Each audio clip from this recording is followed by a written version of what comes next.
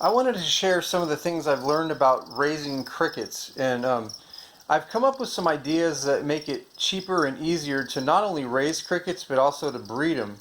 Since they cost 15 cents a piece at the health food store and still 3 cents or more online, it's really worth it to raise them yourself since it's so easy.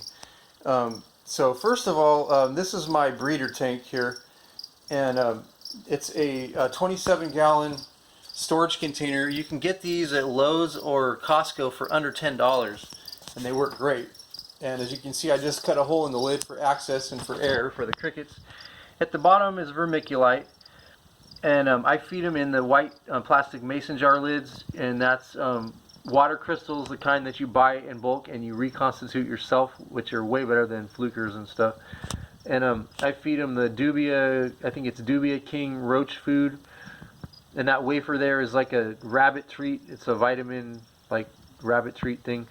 And then I give them squash, potatoes, just any kind of organic vegetables that are wet. They like them.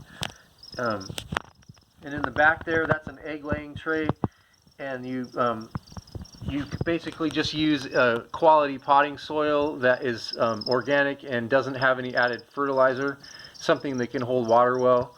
And I cover it with aluminum screening.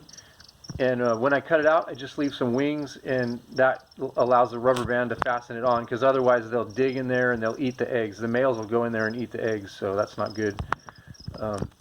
Just keep it moist.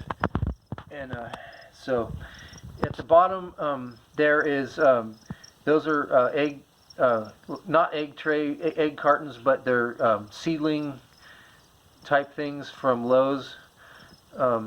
They look like egg cartons, and they work the same way. Paper towel rolls, and that drink holder is actually what the crickets came in, so I just left it in there. I bought these from Amazon from VM Feeders, and they sell, they actually sell for themselves and for other vendors.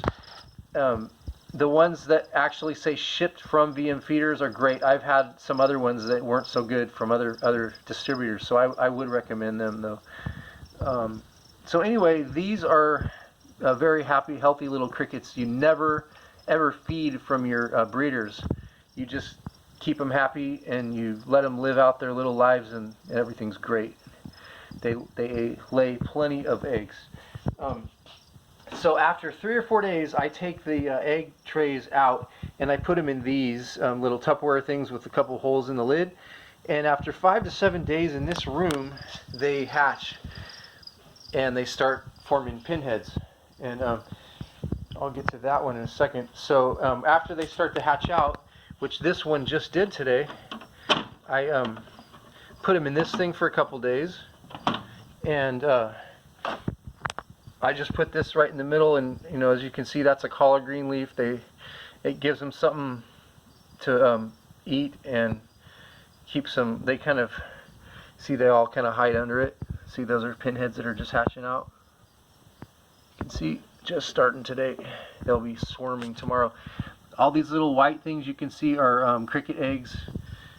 The little tiny long oblong things in there are cricket eggs. So there's just thousands of them. So I don't have to, I don't mist or any of that, because they tend to get caught in the water droplets and drown. So I don't mist. I just keep the soil wet and give them greens and carrots and stuff, and that does just fine. After 3 or 4 days, I do transfer them into another container like that. This is the 12-gallon with, I also have a hole cut in the lid when I do that. And you'd never put any vermiculite at the bottom of your trays that are going to be transferred out of, because they'll get caught in that and get smothered. So you never use vermiculite until they're in their final container. So anyway, yeah, I just put them in that one for a week or two until they start to get bigger, and then I transfer them into their final container. And there would be a lid over this, but I took it off just to film. So this thing is just swarming with them. There's several thousand at least in here, and if I was to take the egg crates up there, it's full. So these guys are just about kind of approaching half an inch, maybe a third of an inch, and they're about 2 weeks old. So I'm just now introducing them to water crystals, They eat the same food as the adults. There's potatoes and squash and carrots and greens, and they just devour these greens. That one that at the bottom has been in there about 3 or 4 hours, and it's almost gone. It's crazy. So I do leave the soil trays in there, as you can see, like that one's doing. They drink their water mostly out of the soil, and the eggs that are in there will continue to hatch. And as long as they're within about 10 days of each other, they won't eat each other. Like if little pinheads started hatching at this point, they probably still wouldn't eat them. The adults might. So as long as they're within 10 days or so, you can just kind of put them all together. And so this is these babies are like 3 or 4 trays worth of babies, and there's just thousands of them. So they do produce a lot. That's why it's so easy to breed them yourself. There's no point in buying them when you can do this.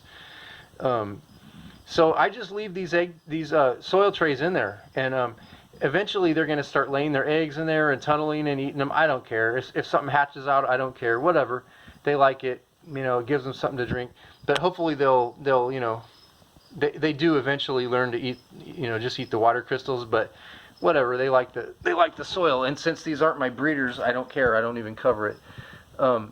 So anyway, that's basically what I've been doing, and it works really well. And you can have as many of these tanks as you want, and you could have 10, 20, 50,000 crickets in a very short amount of time this way, which saves a lot of money when you're feeding large volumes. So anyway, yeah, I hope that was helpful for somebody.